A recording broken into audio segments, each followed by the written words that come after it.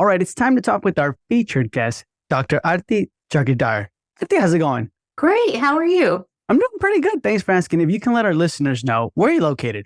I'm in New York City. I'm in Manhattan. Nice. Okay. And the weather like that right now, or the weather right now, because Tuesday you were telling me you had a snow day. We did. And today is a bit of a sort of polar vortex situation. I was out in my ankle length white down coat, which looks a little bit like I'm wearing a comforter with a belt around it, but I was very cozy. And I live on the block that the practice is on. So it felt a little absurd, like a bit of an overreaction to walk the 70 feet from my front door to the practice. But I'm from the South and my family are from a fairly tropical place and I can't abide the cold. Yeah, no, interesting. And something you mentioned before we were recording, you let your team off, right? Like, hey, stay home. It's a snow day. How far do they live from the practice? They are in Queens and Brooklyn, pretty far into Queens and Brooklyn, like kind of end of the line, one with a longer bus transfer. The snow was definitely worse out in the boroughs. We tend to run a little warmer in the city. I think between the rivers that are running on either side and all the asphalt that soaks up the heat from the sun during the day, it didn't seem as bad here. So we had a snow day. I kind of made the call early in the morning. I didn't want them traveling if it seemed unsafe, and still had a couple patients on my schedule that I was able to see on my own. But that's what happens when you live in the Northeast sometimes. Yeah. Now, when you say on your own, like it was completely just you in the office? Just me in the office, correct. Interesting. So when you're working on a patient, phones ring, do the phones ring and all that other stuff, or somebody else answering? No, I mean, we have voicemail. There's like an answering service and we can set it to send an automatic text back to them. So right now, I mean, it's a low volume practice. Like as a fee-for-service office, it's not a whole bunch of calls, and we set ourselves up to make it very convenient to do things online. Our patients text us, they email us, they can schedule online, they can reschedule online. So it's not a place where the phones are off the hook.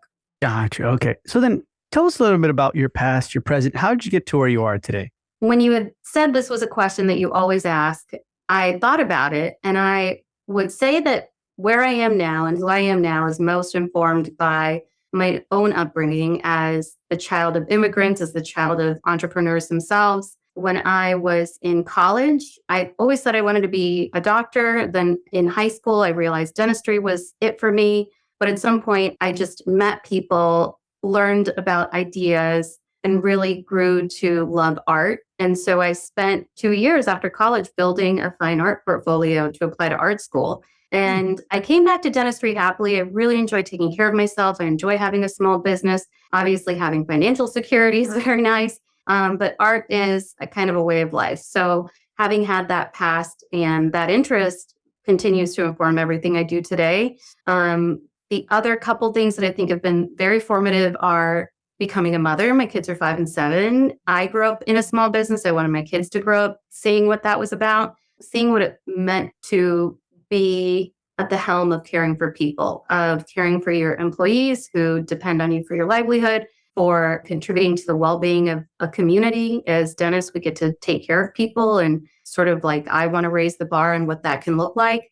And finally, most recently, I think the largest sort of formative experience was open heart surgery. I had like a full sternotomy, open heart surgery following the discovery that I had a regurgitant in my mitral valve. I'm completely fine now, but I had multiple complications. My vocal cord was paralyzed. I had multiple strokes that left to a little bit of blindness in my left eye. Having been a patient so thoroughly has made me a better doctor. I really know what it looks like to care for people. One of the main things that came out of that is I pride myself on being incredibly compassionate, empathetic. I always have been, but it used to feel like something that would tire me out. And when I first started practicing, I would work 6-7 days a week, paying off loans. I was saving for CE. I spent $30,000 on CE my first year out. I just was like gunning to be the best possible dentist I could be. And then I realized, you leave your 20s, you're entering your 30s. I'm in my 40s now. I didn't have that energy. And I would feel like at the end of the third day, starting my fourth day,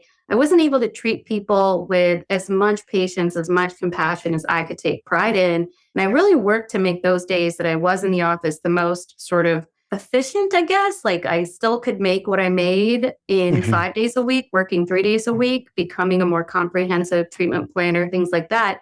But following open heart surgery, I felt as though instead of being a reservoir of compassion that I was like spending and needing to recharge from, I now feel as though I am an instrument for compassion, the sort of like love that's available to all of us sort of cosmically, which sounds a Mhm. little woo-woo, but it doesn't take anything out of me to extend empathy, patience to people who are coming to me in fear and pain. That has been something that I can't exactly articulate properly of how that came about from open heart surgery, but I don't tire of it.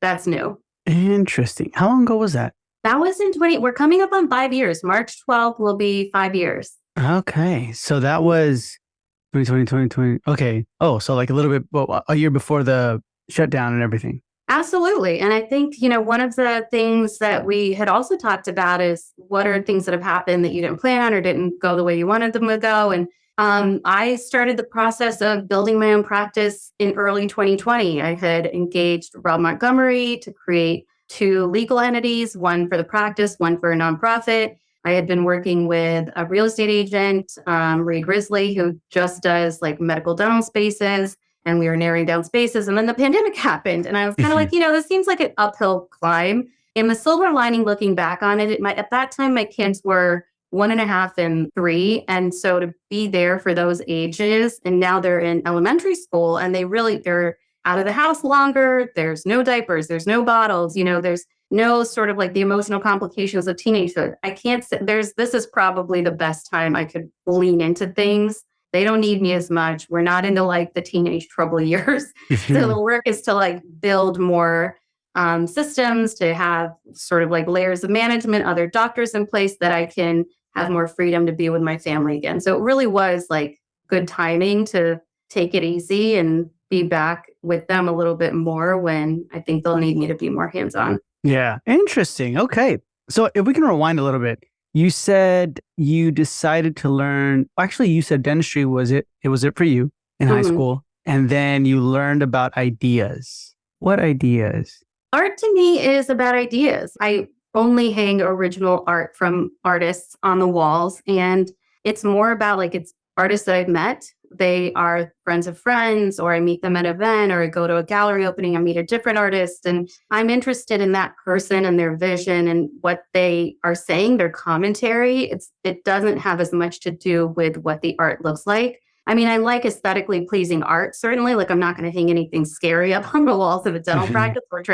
And this practice has been built to be very relaxing. Like, I've thought a lot about what people are seeing and hearing and feeling to really create a relaxing environment. So, I'm not going to bring art in that kind of doesn't gel with that. But to me, it's about ideas. I think art is very important on the like pyramid of Maslow's hierarchy of needs. It exists at the top. Dentistry is interesting because it also can exist at the top. We're helping people with their self-expression, with their confidence. When patients come in to ask me, should I get veneers? I say first is like Invisalign an option, whitening an option. What can we get you that's a little bit more, conservative? But if veneers is the right option for that patient and they're asking me, is it worth it? That to me is a very subjective answer. And one of the sort of like goalposts for me is, are you expressing your joy freely?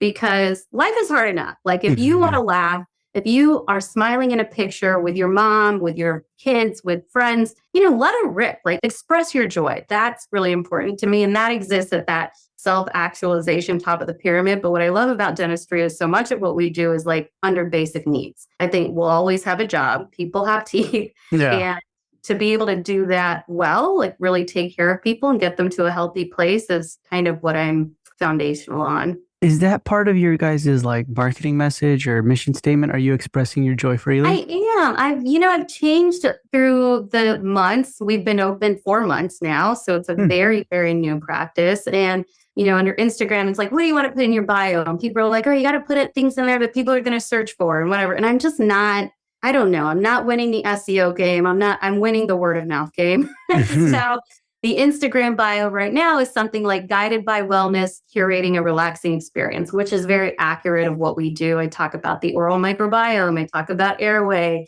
I talk about sort of the mouth body connection and getting people to a place where they have something really beautiful that is very healthy, that is maintained with hopefully very little intervention. That's the goal. Okay, that's interesting. And then we fast forward a little bit. You talk about the open heart surgery, what you had.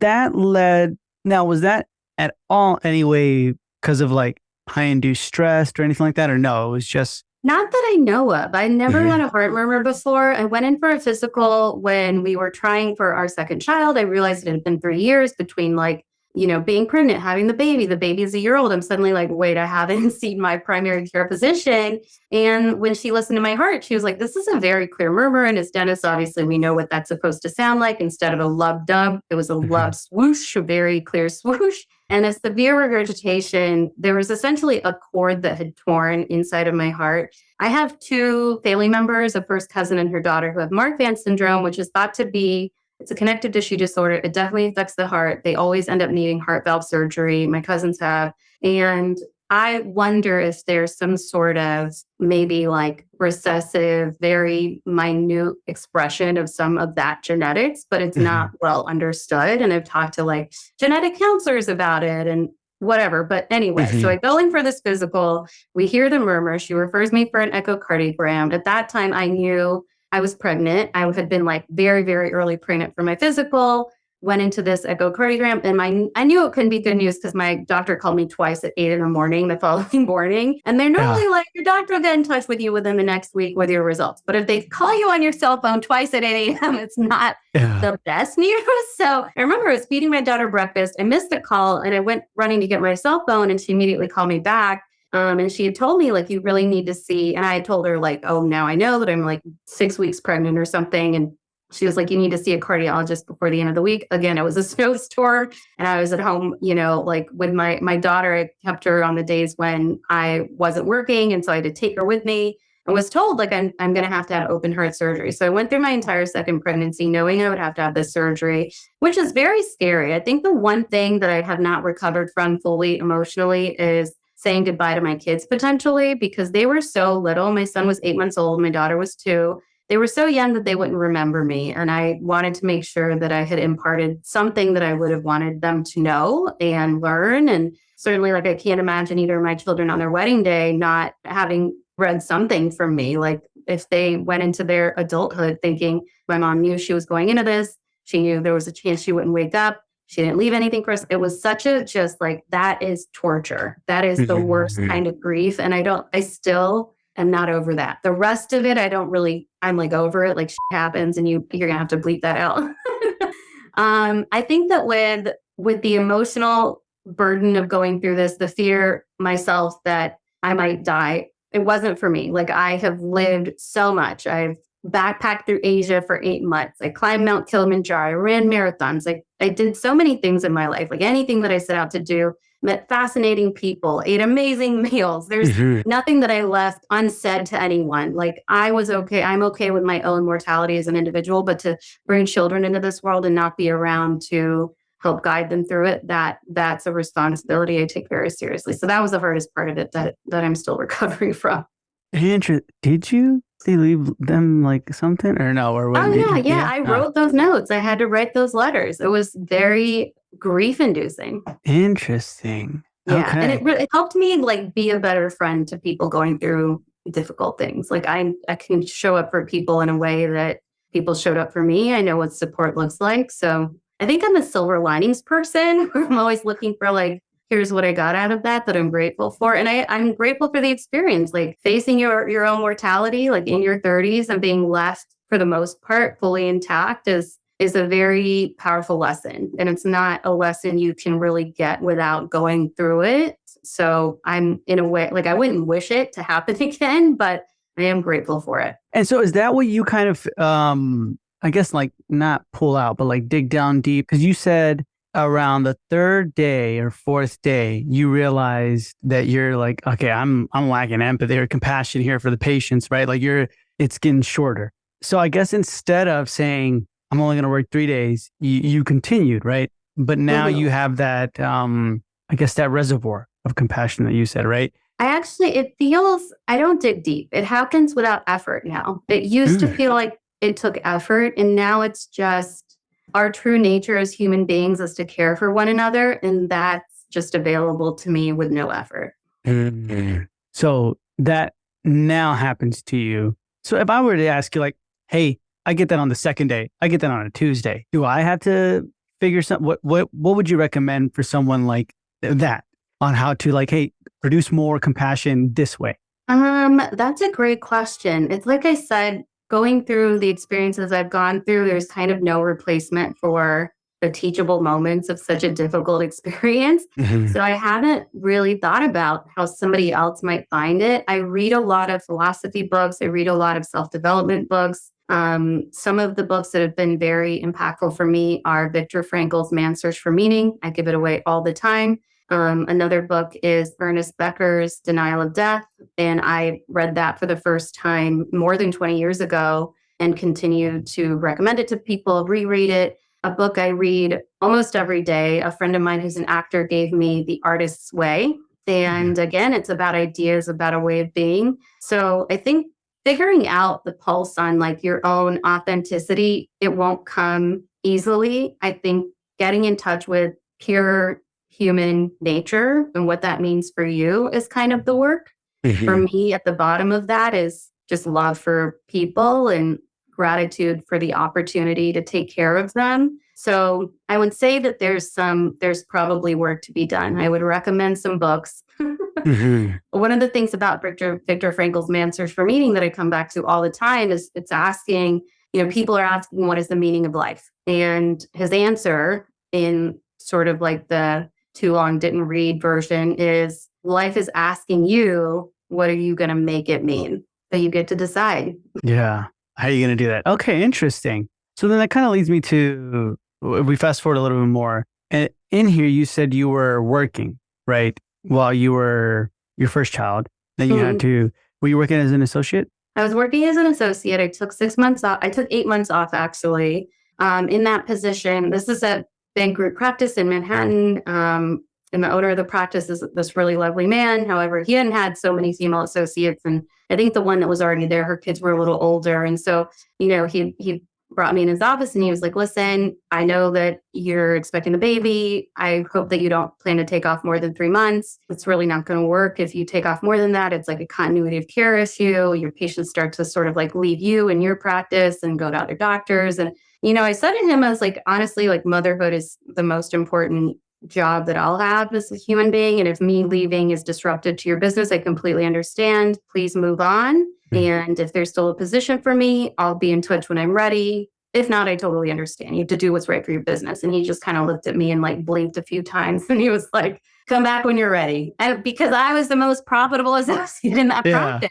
It is, I sort of have like had this narrative a bit that feminism has let me down. Like you have to be so good. Like I have to know I'm the best. I'm making them a lot of money to be able to ask for this like very basic thing of like bringing new humans into the world. Like we got to repopulate the earth somehow. And so like smart, nice people should be having babies. So one of the things I'm like a huge advocate for is with my team, I mentor students, like what does it look like to have a family and to sort of like hope for a better future for our children. Okay, interesting. So then why? How did you become the most profitable associate in that practice?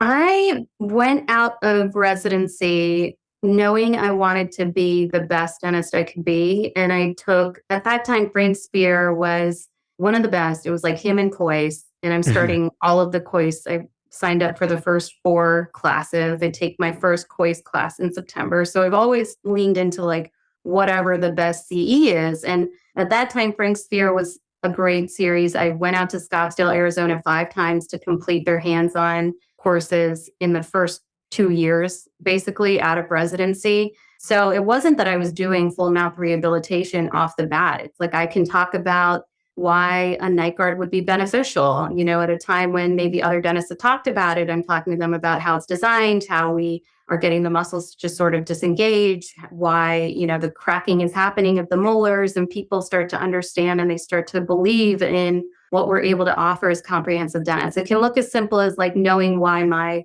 2 anterior crowns aren't going to break because I know what an envelope of function is, or why my number 15 crown fits because I didn't lose the space. It's the first point of contact in CR. Like I knew all of the foundational things of occlusion, of function, aesthetic, airway, so TMJ, so that I could do even that single tooth dentistry in a way that would be reliable. So I think patients understood that I knew what I was talking about and had trust in me because I can say it confidently. I believe in it. Have never tried to sell anyone anything. I'm truly taking a stand for what's right and what's good and meeting the patient at wherever their values are, wherever their finances are. So it becomes apparent. I mean, that's one of the good things about dentistry is like remaining authentic and investing in your skill set will only yield returns. So then break it down to me. How would you, I guess, talk to a patient who's, oh, I got to talk it over with my husband, or I got to talk it over with my wife, or I have to see something else, right? Obviously, I feel like you're the type of person who'd be like, yeah, go ahead, talk it over, right? Like, do what you got to do. Yeah. But then I feel like we also get the flip side, Arti, where it's like, hey, no, you got to make sure you sell that, get a closing, get something, right? I don't do that. Well, so then how do we talk to me about your way then? How can we learn your way where it's like, hey, they don't feel pressured? It's a long game. It's playing the long game. It's, people don't like being sold to. They know when they're being sold to. And being a fee-for-service startup practice in the heart of Manhattan that looks the way it looks, they attract a certain kind of clientele. They're very savvy. They have money. If they want to spend it, they'll spend it. You pushing them is not going to help anything. So it's actually going to turn them away. It's people who are sold to all the time, people who are asked for their money for a variety of causes. Like, I think everyone doesn't like that. They don't want to feel like they're at a used car sales lot, or this is their health. So if I really believe that what I'm doing is the best for them, and that comes across because I believe fully, I have full transparency, that's fine. I had a consultation with a patient today that was referred to me by a periodontist who ended up saying, well, I actually want to go with this oral surgeon, and I was talking to her about I place implants. We have PRP here. I was like, we also do this. And then I can print something same day, print a Maryland bridge for her out of resin. So that's a really great temporary restorative option for me to be able to control that whole process in the office. I went over it with her and I said, I understand that your surgeon has placed this implant for you in the past elsewhere. I'm happy to collaborate with him. It does, whatever I can do to take care of you, that's it. I'd love to get an intraoral scan in case he needs something from me. Here's why I think a bonded Maryland bridge is better over an extraction site, an immediate implant than a Valoplast denture. And I'm here for you, and she, as she was leaving, she's like, can I give you the surgeon's cell phone number? Do you mind talking to him? Like, I'd love to figure this out. And I'm like, sure. Like, maybe she'll come back. Maybe she won't. It's not about what's happening today, closing today. Some of my patients, I've talked to them about Invisalign. They come back 3 years later, they're doing their Invisalign. Meanwhile, they're sending you more patients. They're continuing with their treatment plans. They're continuing with their recall appointments. So to not push the sale, like we have some things that we do where if that patient leaves and say, I need to talk to my husband about it, we're going to email them the payment link for their treatment plan. They can pay their $5,000, $6,000, $11,000. Here's the link to Cherry if you want to finance it out. It's available to them. We make it very easy, but there's no if you do it now, I'll give you 5% off. I don't like that stuff. I don't want patients making a big decision feeling pressured. Yeah, off of a percentage. Gotcha. Okay. Are you still working at the associateship or no? No, I pretty much went off on my own kind of immediately. Okay, interesting. So then from that associateship, were there any systems that you were like, oh, I love what they're doing here. I'm going to take this into my practice, maybe add my spin on it. And were there any systems where you're like, I hate this. This is all wrong right here, what you're doing? Yeah, one of the practices was amazing. Dr. Michael Wynn, he owns Queensboro Plaza Dental Care. I was in his office. He has done SPEAR. He trained in a perio program for a while, taught at the implant program at NYU. An amazing dentist. He uses the SPEAR videos for sort of patient education, for post-op instruction. The patients automatically get a visit summary. They get their post-op video emailed to them. So there's no sort of questions that they're thinking, what was that? And it's a great video sort of image of it. He had a lot of really great systems in place that I have started to incorporate in my practice. And the other practice I was in, Dr. Alina Lane, All Smiles Dentistry, she did sort of these airway consultations and was a great Invisalign dentist. There's a lot of things that she's done that I've incorporated into the practice. And I've been really fortunate to find good mentors. So I try to pass that on. There's a saying that's if you're going somewhere, make sure you take other people with you. And I'm a big believer in that. So And both of those individuals have continued to be very sort of generous with their time. If my patients come looking for me, they give them my information. Those patients come to me here. So it's been I have a very collaborative experience with the other doctors. Before you ask some of the things I wouldn't do, I think, they are both in network offices, and being in network leads you to have a high volume hygiene program. And instead of I'm not so interested in having like a busy practice. Sometimes I think there can be comfort in seeing volume just like visually for doctors. I'm a numbers person. Like I have a lot of metrics. My marketing agency tracks ROI on marketing spending. Anything we do in office, we have spreadsheets for ROI. Like I'm very into metrics. So the use of time in network practice in these hygiene departments, to me, makes no sense. It seems like a loss leader for many people, and I'm not in the business of doing dentistry for free. So that would be something that is very different in my practice. Okay, because I was going to ask you, like, what type of practice do you have? But it's fee-for-service general, right? It's fee-for-service general, and I've done a lot of CE. So we're doing some things that might be considered a little advanced. Like what? I work with ENTs, sleep doctors, pulmonologists to make mandibular advancement devices to treat sleep apnea. These are patients who either wouldn't qualify for a CPAP because their sleep apnea is quite mild, or they are just not compliant. They've gone through all the various options and make it very clear to those patients, listen, this is the gold standard for you, but I'd much rather you wear a mandibular advancement device every night than wear your CPAP half the time or less. A lot of patients wear it even less. So that's something that I got even more interested in as a cardiac patient myself. The risk of myocardial infarction is increased by a factor of 8, something like that. In patients who have sleep apnea, it's very, very stressful for the body. We see bruxism all the time. We're making these night guards, and that's like a Band-Aid on what's happening. It's going to protect the teeth from breaking, but it's like, well, why is it happening? Like the body's really stressed out, and it's coming up in ways that we can see visually. But if I'm looking back into someone's airway and it's a crowded airway and they have hypertension and they're grinding their teeth, I'm going to ask those questions. So certainly that we started to incorporate airway into the practice is something that's been quite meaningful for me. I talk about the link between oral health and systemic health. Most recently in the last couple of weeks, one of my patients, her gut health has deteriorated drastically in the last 6 months or so. She has IBS. She's noticed weight gain. Her periodontal disease has come to the point where she has one hopeless tooth that has to be extracted. And this is someone who had been going to the dentist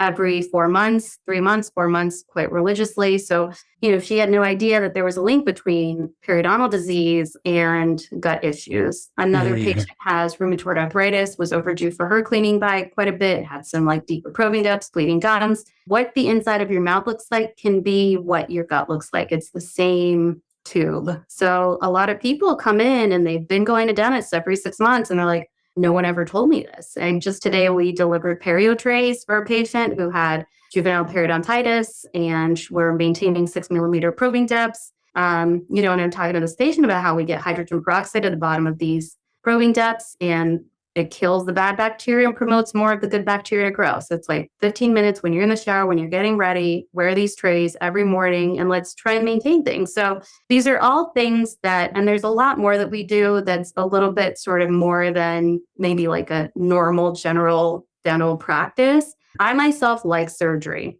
I have a CBCT. I like placing implants. I like grafting bone. I did aesthetic crown lengthening by myself on Tuesday. Somebody had altered passive eruption. She had 4 crowns on her front teeth. One of them has failed. So I'm saying to her, if we're replacing this anyway, let's lift up the tissue, get that bone back to the level that it's supposed to be. The bone was at the level of the enamel, and we really need about 3 millimeters of space to show all the enamel in her mouth. So that's looking really great. I texted her that night, texted her the following morning. She's like, the swelling is minimal. The pain has been minimal. I had a little bit of bleeding when I brushed. I've been eating normally. Like I love surgery. I think part of it is something that's really hard for patients to get through, and I can get them through difficult things fairly well. I think that's one of my skill sets. We plumb the practice with nitrous oxide. It's like, again, all about like, how can we curate a relaxing experience given that these are hard things that we're doing. I am in touch with a couple of doctors that do sedation. So that's on the table for some of our patients that are a little bit more phobic. So I share all this to say, when I say that we do things that are a little bit more than maybe a regular general dental practice, this is what I'm talking about. You do a lot. I do. It's things, yeah, it's just like where my own curiosity has led me to. And I love my specialists. We need our specialists. You Yeah. will never find me doing endo. Like, thank God for endodontists. Thank God for pediatric dentists. I joke that every kid I've seen has been against my will. My friends are like, you got to see the family. And I'm like, fine, they're great kids. I love them. But thank you, pediatric dentists, for what you do.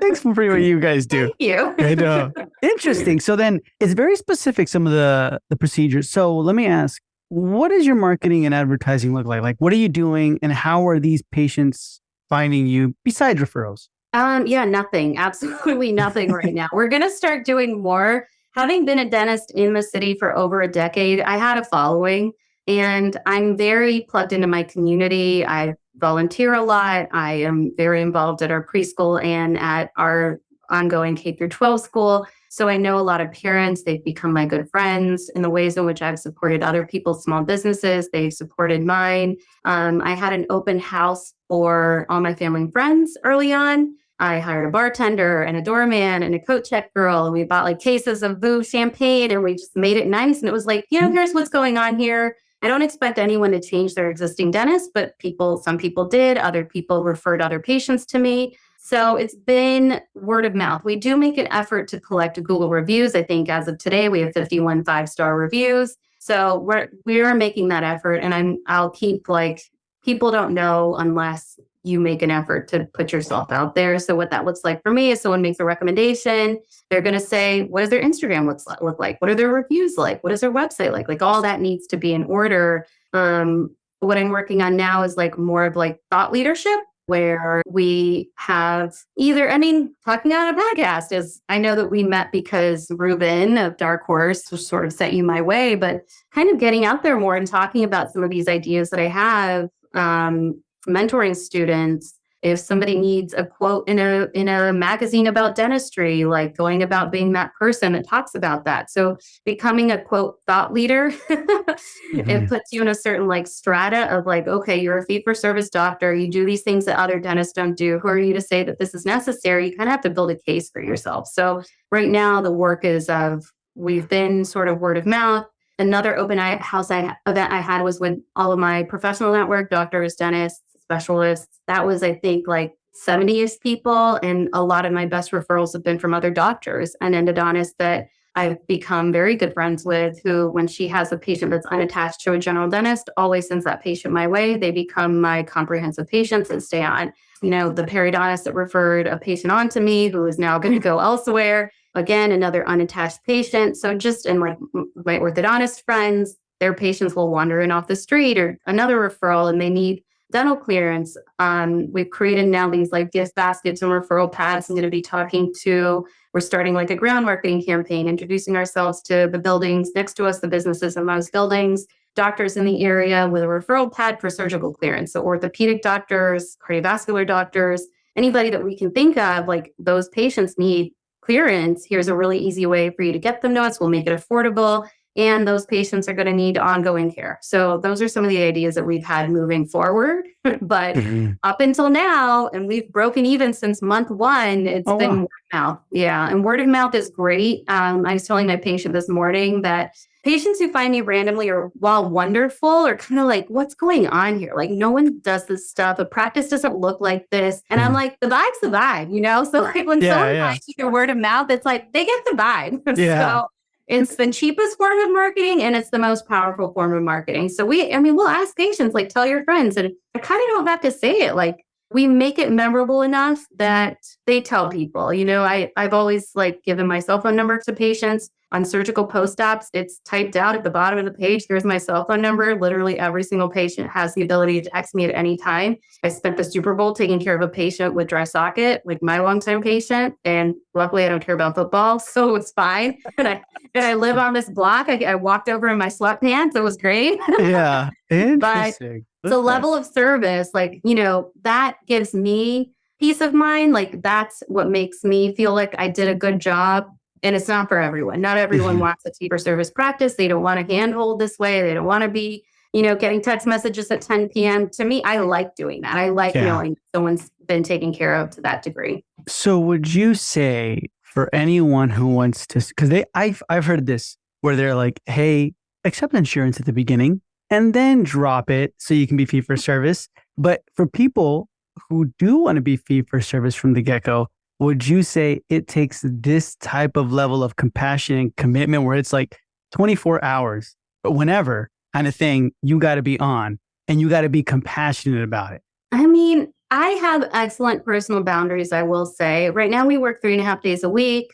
I have my schedule worked around when we have like the parent visits at school every Wednesday morning. I am home in time. Hopefully I'll start making dinner again. But like the goal is every morning school drop off, every evening dinner as a family, and working 3.5 days a week. So I actually maintain very good personal boundaries. It's not that hard to me to respond to a text message and just give someone peace of mind. It's very, very rare that that's like the first time ever that I've come in on a weekend for an emergency. Usually people are kind of like, I can wait until Monday morning. I can this, I can that. We have a home in the country. I'm not here sometimes. We just happen to be back for the Super Bowl. My husband was going to watch it in the city. So, it is what it is. Like if I have a patient that I can't see personally, I have a network of doctors. I've always been very collegial that I could call one of my colleagues and say, I'm so sorry. Do you mind seeing this patient? Just like I had one of my dental school classmates, Susan Prater, she's in Florida. She said, hey, do you mind seeing my patient for suture removal? Like no one else is going to do this for him.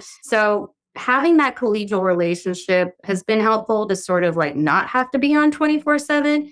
As far as like this level of compassion, service, excellence, networking, this is Manhattan. Like to do a startup fee for service practice in New York City, you really have to have, in my opinion, a following, a reputation, something that you like, some core thing that you can rely on, because it's a saturated market. I think it's a little hard to understand the true sort of like ratio because so many people travel in for work, but in parts of Midtown, the ratio is 1 to 250. And like best case scenario is like 1 to 900 in some of the neighborhoods. So it's like, well, all my patients are coming from other doctors. What makes me better? I'm not open evenings. I'm not open weekends. The fees are the fees. What makes me good enough to say, you're going to do that? And some of my patients will come in like, oh, but are you open here on Saturday or are you here on an evening? And I'm like, I'm really not. I'm with my family. Totally understand if it's not the right fit. And they're like, you know what? I'll move around my day to keep coming. Yeah. Interesting. Okay. And then I know when we were talking about the marketing, you talked about, are you working with a marketing agency right now or no? Yeah, Wonderist. So Wonderist agency, part of what I loved about them, first and foremost, in a saturated market, I think that their eye for design, their branding is really beautiful. I drew my logo in Canva, but this is like a simplified embroiderable version of it. It's a little bit more complex than this, but I came up with a version of it in Canva. They really cleaned it up for me. I told them like what I wanted the vibe to be, like this like elevated New York City. And they put together a really beautiful brand package. I love our colors. The colors informed the interior design of the practice. People compliment sort of like the visuals quite a bit. And then the other thing that I really love about Wonderist is they have, I don't know if they still call it the funnels, but we haven't done any marketing yet. We're going to maybe eventually start, I guess, when I don't really need to, but right now, but we will. If you spend X amount of dollars on Google Ads, it's tracking each patient. The numbers are tracked. You can see they're like in Open Dental, the software is integrated so that what we've done on that patient is apparent. So the ROI, $500 of Google AdWords yielded $12,000 of treatment, whatever that is. Like, again, I'm really into metrics, partly because I'm a very intuitive person. I'm not analytical, and I know that about myself. So I work with Wonderist for these marketing metrics. I work with my operations manager for ROI of the things that we do in office, clinical and marketing, like the ground marketing baskets. She just put a sheet of paper in front of me. Each of the doctor baskets cost $48.60. Each of the small business baskets cost $20.19. Interesting. But other people do this for me. I work with HDA, which does like accounting. And they're bookkeepers. They're a team of, dozens of accountants out in Ohio working with hundreds of dentists around the country. And I was just talking to my Henry Schein rep, Alan Whitall, about integrating my Schein ordering with Method, which is part of Unified Smiles, which is an ordering platform. And again, it's like tracking how much we're spending. It gives us the historical spending. It gives us the pricing for a multitude of vendors. And I let them know, like, I'm really trying to dial in overhead and making sure that we're looking at ROI properly. And I'm not good at this, so we're going to be using Method. And Alan luckily has experience with it through Tend. He outfitted all the Tend offices in the city. We used to use Method. I was introduced to Unified Smiles and Method. It's included with Ideal Practices Mastery. So my startup consultants were Ideal Practices.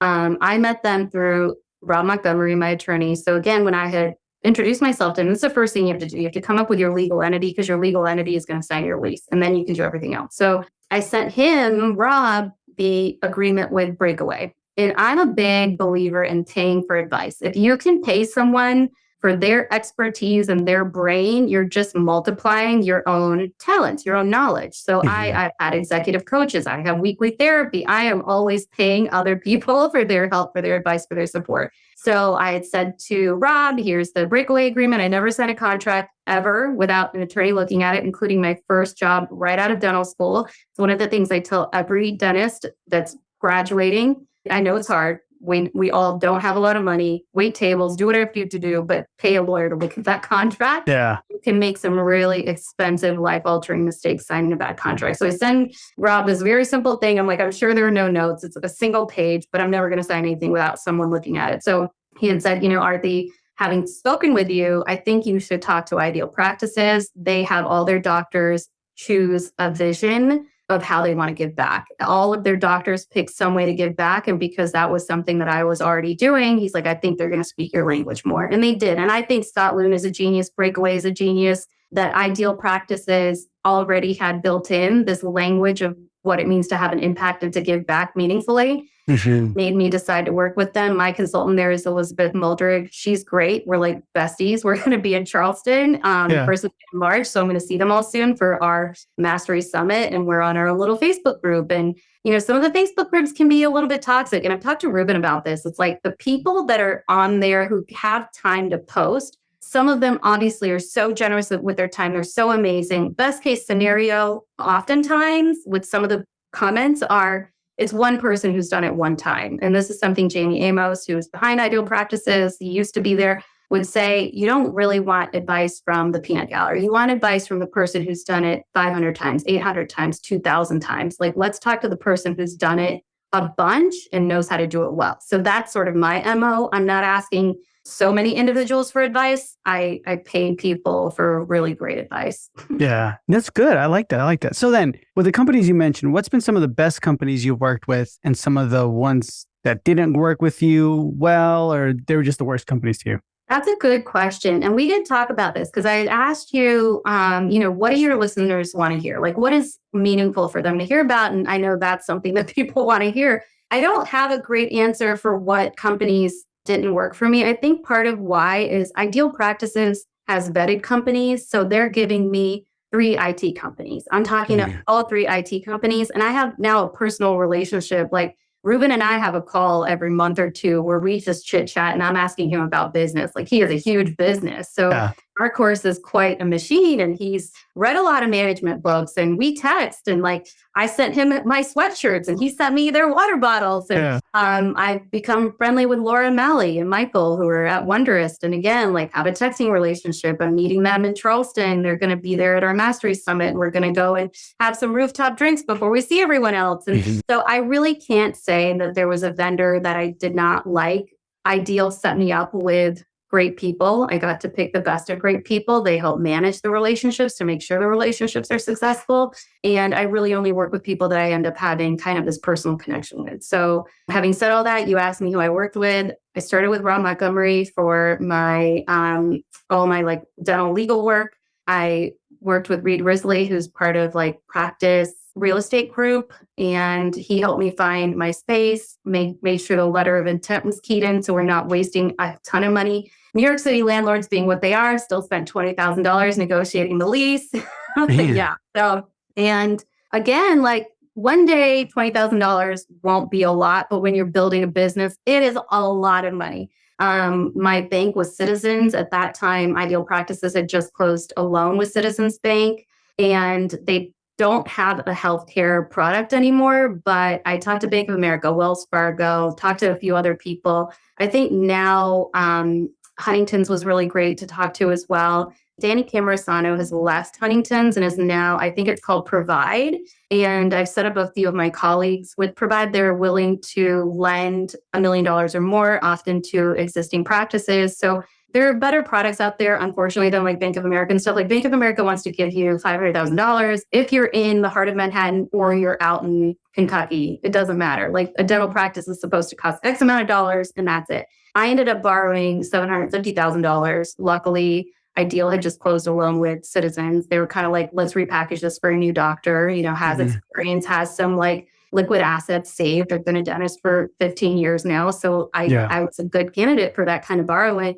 And I built a 5 operatory practice. I didn't want to be in a position where a lot of startup practices are 3, 4 ops. Like to have 2 doctors and 2 hygienists, you really need 5 chairs. You need 1 overflow chair. So the goal was to have this be the right amount of space for at least 5 years, maybe 10. Even in the thing that really dragged out the lease negotiation was being it like the exit strategy. If I were to outgrow this space, then what would it take? The landlord wanted somebody with $1 million of liquid assets. And I'm like, a young dentist is not going to have $1 million of cash to sign it. I don't have that. I don't know why you think the next person's supposed to have that. So, that was, it was interesting. So Reed Risley was great. Great guy. Rob Montgomery has been amazing. After that, it was working with Ideal Practices that Rob Montgomery put me in touch with. They charge, it's close to $60,000, but I've seen $100,000 mistakes. So to me, it's like the peace of mind, the advice. Again, I'm really willing to pay people for their advice. And I've been asked for a lot of advice. And Dr. Avi who was on your podcast not too long ago, had said, have you thought about starting a coaching business? And I'm like, I might. Like, I paid a lot for my advice. And if people keep asking me for advice, like at the end of the day, your advice is worth something. So anyway, he's great, by the way. Avi's really interesting. He's doing something dentistry. Yeah. Yeah. Okay. Yeah. Anyway, so Ideal Practices has been great. They hold your hand through the whole thing, having that peace of mind, like, here's what's going on. Is this okay? Before we signed the lease, Mike Garee with Ideal Practices flew out here, looked at the space, said, we absolutely need to push back on having access from below. And I had to open up the ceilings of the vacant space below me to plumb for nitrous, plumb for, our med gas and our vacuum and all of that. Chose the spot in the basement where all of the mechanicals would go. So it's for Ideal to send a human being here to look at it and say, no, we're pushing back on this part of the lease, or otherwise you're going to have to raise your floors. Like, I wouldn't have known that. Like, who's going to tell me that? So they also need to bring in the contractors to bid out the space before I signed the lease. The contractor I ended up working with, Pat Black Precision, amazing guy, super, super busy in Manhattan. He's helping a friend of mine with her space that blocks south of me. And again, in terms of being collegial, we're like, we can see each other's emergencies. I'm so glad you're here. We can meet for coffee or grab lunch. And he's a really wonderful guy. I was kind of had this vision for a practice, and he's like, we'll figure it out. Every step of the way, we figured it out. I was like, I don't want any direct lighting. And he was like, okay, what does that mean? Like, he still made me get can lights in all the operatories, but I'm like, I don't want a patient leaning back looking at can lights. All the light washes walls and ceilings. There's 2 switches. They're both on dimmers, but he's like, you need the can lights. And I do use the can lights for shade selection. So I'm glad he made me get them. But all my zany ideas he had to execute on, which I'm grateful for. IT, Darkhorse, they've been great. Again, whatever my zany ideas have been, that there's a screen at the foot of the patient, a screen on the ceiling, 2 screens in the back, that I'm taking intraoral photos, that I want the camera to automatically upload pictures, that my SLR camera to upload pictures to the screen in front of the patient. Like, anything that I come up with, and they've helped me figure it out. So that's been really great. Yeah. With Darkhorse, really quick, how much is it? Like, did you get the whole package, or what does the package even look like? How does that work? I mean, they outfitted the whole practice, and I wish I could tell you, I think I paid them $750 a month right now to manage everything. So our cloud backup is with them. Our security ransomware security things are with them. They make sure that we're HIPAA compliant at all times. All the computers are updated. They manage our email system. Our email is all encrypted, HIPAA compliant. So I work with people who make sure that we are following all the rules. So all of us are HIPAA OSHA certified through SMART training. All of my team is onboarded through HR for Health, following local, state, federal guidelines. So Darkhorse is in here just like making sure that we're good is Yeah. worth it to me. And again, like if I'm ever integrating anything, they're here to just like help figure it out, whatever it is. Why'd you go? Because you said ideal practice gave you 3 options. Why'd you go with Darkhorse compared to the other? I mean, I couldn't even tell you who else I was introduced to before, but there was, I think, a company here, Dental High Tech. Great. A lot of people are happy with them. Darkhorse they're like slick. Like their product is like, it's put together, like you can visualize it.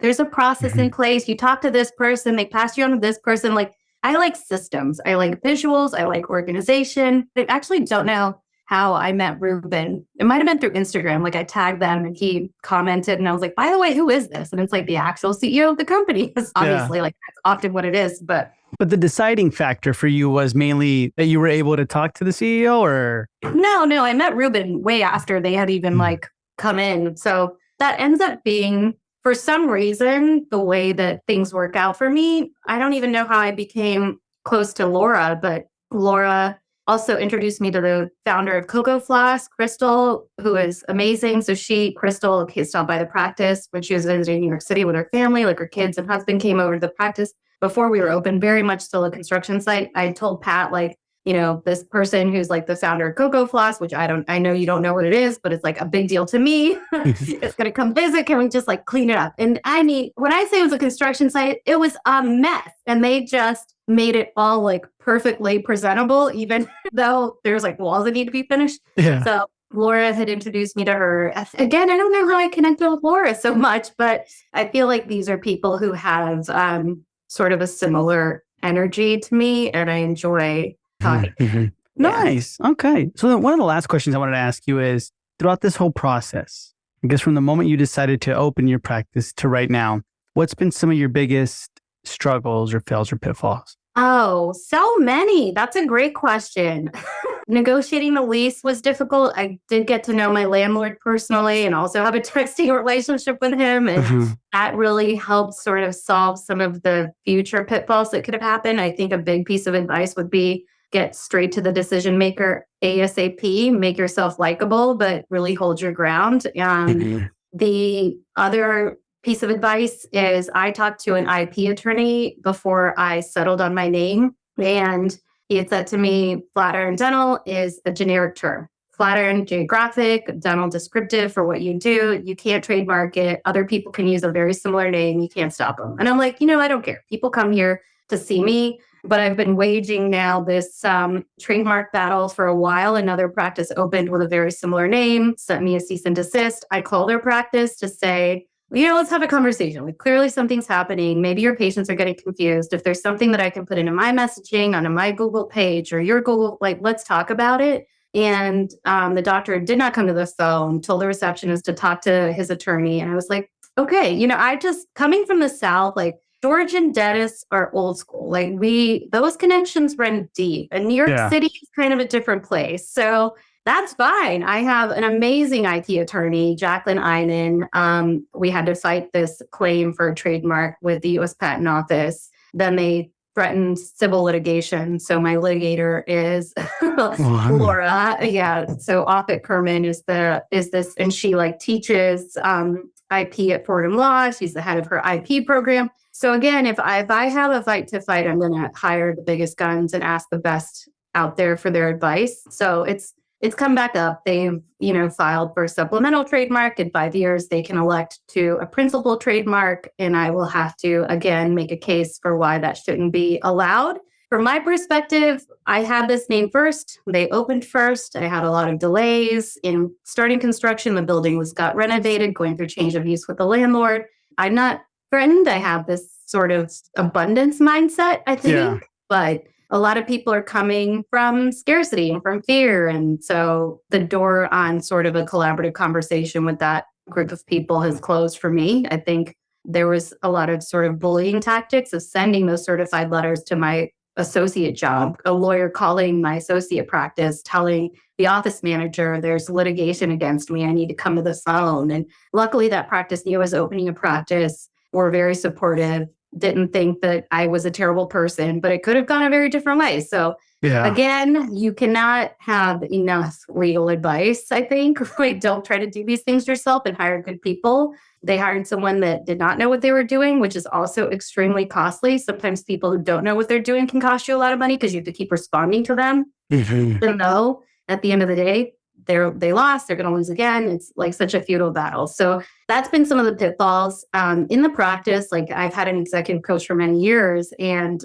the core values of the practice that I sort of zeroed in on are compassion, integrity, excellence. And so even in those moments, I try to extend compassion to this group of doctors that feels very litigious. I have compassion for people who are coming from a place of fear. But at the end of the day, like integrity matters a great deal to me, and I'm going to stand by what's right. So remaining true to those core values, what it looks like in the practice in measurable terms. We talk about it as a team, what it means to treat people compassionately, to pursue excellence, to have integrity. Like remaining true to that is also quite a challenge. It's ongoing work, like daily work. Nice. Awesome, Arti. Thank you so much for being with us. It's been a pleasure. My I feel like we pleasure. can keep going. But before that, if anybody wants to reach out to you or has any questions or concerns, where can they find you?